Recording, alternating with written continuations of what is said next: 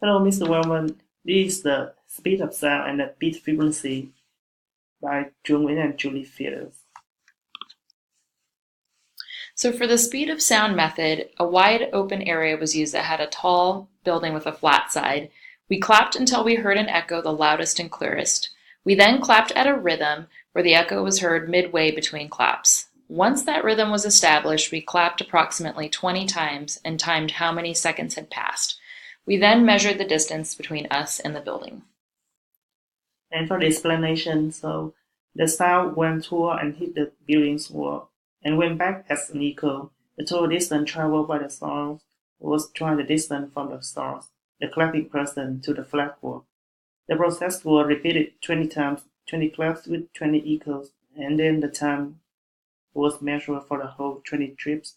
The speed of sound was then calculated by dividing the total travel distance by the required time. Below is our data tables where you can see the distance we measured was approximately 50.6 meters with a plus or minus 0.15 meters. Time was 5.35 seconds plus or minus 0.5 seconds, and the speed of sound that we calculated experimentally was 378 meters per second plus or minus 12 meters per second. The temperature that morning was 12.8 degrees Celsius, and the speed of sound theoretical was 339 meters per second. And for a calculation, so the speed of sound is twice the distance times 20 claps and divided by the 5.35 seconds. And we got 378 meters per second. And for the measurement error, so we have 2 times 0.15 meter times 20 claps and divided by 0.5 seconds. So we got 12 meter per second. Comparing with the speed of sound at the temperature for our percent error, the experimental minus the theoretical divided by theoretical times 100 gives us our percent error. So 378 meters per second minus 339 meters per second divided by 339 meters per second times 100 gave us a percentage error of 5.26. With that small of an error, we do feel it is consistent with the speed of sound at 12.8 degrees Celsius. With multiple measurements across a large distance, trying to time the clapping precisely and run a stopwatch, it is expected that there will be some error. And this is the photo of the place that we did the experience. Next, we will discuss beat frequency method. For the materials, we use 3 lengths of thread, a board with 2 holes drilled through it, 3 pennies, and tape.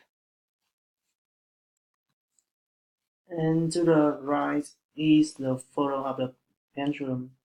And for the peak period of 14 seconds, we used the pendulum calculation, so we were able to determine the necessary length of the string needed in order to have the peak period of 14 seconds.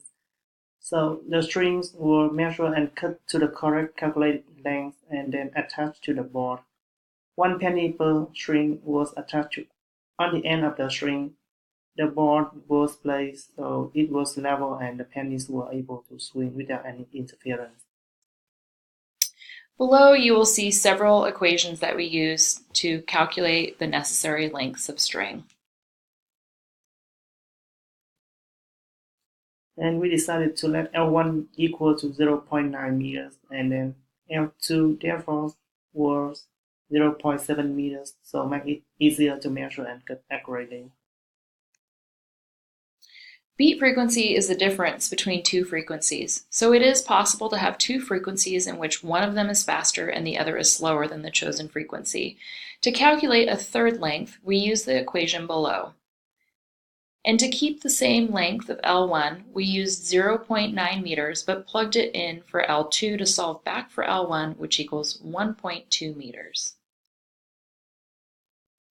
And to the right is a short video demonstrating two of the 3 lengths of the string, L1 and L2, with a peak period of 14 seconds.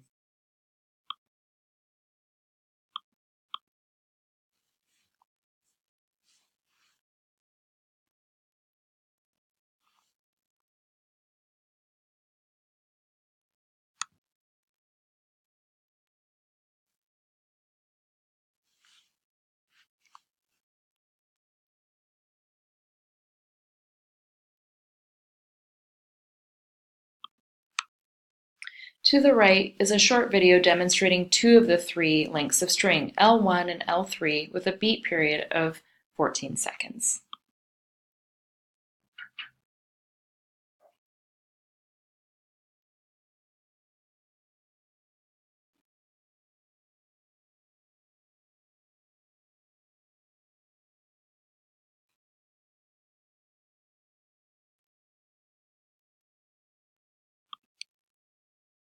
And this is the last video demonstrating the movement of L1, L2, and L3.